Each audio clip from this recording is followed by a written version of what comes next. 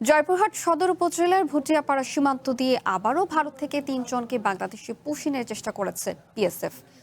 তবে স্থানীয় গ্রামবাসী ও বিজিবির তৎপরতায় সেই চেষ্টা ব্যর্থ হয়েছে। ভোরে সীমান্ত দিয়ে একজন বৃদ্ধ ও 2 নারীকে বাংলাদেশে প্রবেশ করানোর চেষ্টা করানো হয় বলে অভিযোগ। স্থানীয়রা বিষয়টি টের পেয়ে তাদের আটক করে বিজেপিকে খবর দেয়। পরে বিজেপি ঘটনাস্থলে পৌঁছে 3 জনকে নিয়ে শূন্য রেখে অবস্থান নেয়। প্রাথমিকভাবে জানা গেছে আটক বৃদ্ধের বাড়ি নড়াইল জেলায়, তবে 2 নারীর পরিচয় এখনো নিশ্চিত হওয়া যায়নি। সবশেষ তথ্য অনুযায়ী 3 জনকে নিয়ে সীমান্তে শূন্য রেখে অবস্থান করছে বিজিবি ও বিএসএফ সদস্যরা। বিষয়টি নিয়ে 2 বাহিনীর মধ্যে যোগাযোগ অব্যাহত রয়েছে।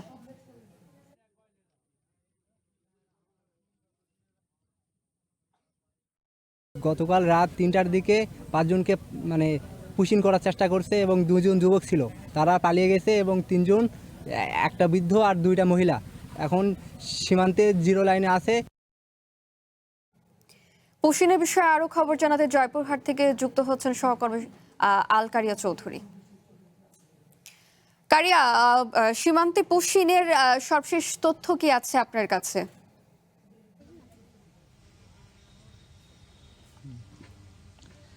শাওন, আপনি যেমনটি বলছিলেন, জয়পুরহাট সদর উপজেলার ভুটিয়াপাড়া সীমান্ত এলাকার যে পশ্চিম রামকৃষ্ণপুর যে সীমান্ত এলাকা রয়েছে, সেই সীমান্ত এলাকা দিয়ে ভোর রাতের দিকে ভারতীয় যে বিএসএফের সদস্যরা রয়েছে তারা কিন্তু 2 নারী সহ এবং 1 বৃদ্ধ সহ 3 জনকে তারা পুশিনের চেষ্টা করে।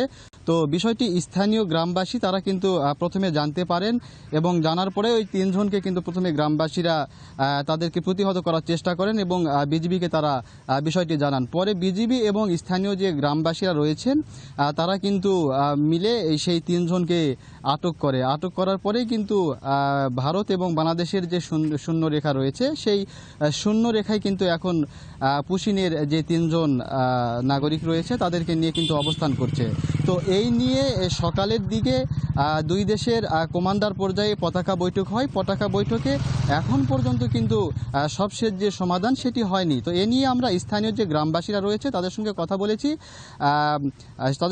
বলছি। তারা যেটি জানিয়েছেন যে ভারতের বিএসএফের যে সদস্যরা তারা যে হঠাৎ করেই যে পুশিনের যে চেষ্টা করেছে, এই ঘটনার পর থেকেই তারা কিন্তু অনেকটা আতঙ্কের মধ্যে রয়েছে। কারণ সীমান্ত এলাকায় তাদের জমি রয়েছে, সেখানে আবাদ করতে হয় এবং গরু ছাগল নিয়ে কিন্তু সেখানে যেতে হয়। সেক্ষেত্রে যদি বিএসএফের সদস্যরা অতর্কিত কোনো হামলার শিকার হয় নাকি সেটি নিয়ে কিন্তু তারা অনেকটাই আতঙ্ক রয়েছে।